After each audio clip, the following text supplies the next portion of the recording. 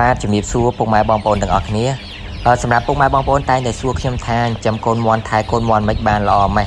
ដោយពុកម៉ែឃើញនៅក្នុងវីដេអូអញ្ចឹងហ្នឹងហើយកូនមន់នេះគឺវាអាយុជិត1ខែពុកម៉ែបងប្អូនអាយុ28ថ្ងៃអញ្ចឹងទាំង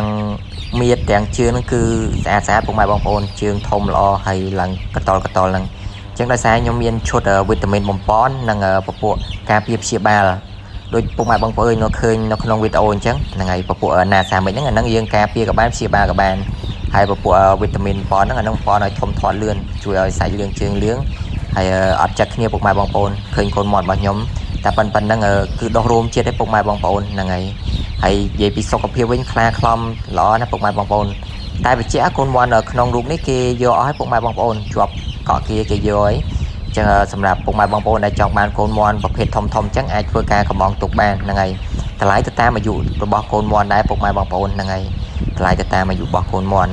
ហើយកូនមាន់ក្នុងរូបនេះគឺបងប្រុសគាត់កំងយកស្គួយហ្នឹងហើយគាត់យកទៅចិញ្ចឹមរឿងមេបាពូជចឹងសម្រាប់ពុកម៉ែបងប្អូនដែលត្រូវការប្រភេទថ្នាំមាន់ថ្នាំថែកូនមាន់អាចទំនាក់ទំនងមកខាងកសិដ្ឋានមាន់ស្រែហុងដាលីបានលេខទូរស័ព្ទ096 591 6464និង097 543ដើម589ចាំបើពុកម៉ែបងប្អូនកំពុងតែមានបញ្ហាមាន់ផ្ដាសាយពេញទ្រុងហ្នឹងហើយកូនមាន់ចាំអត់ធំធាត់គឺក៏ស្គម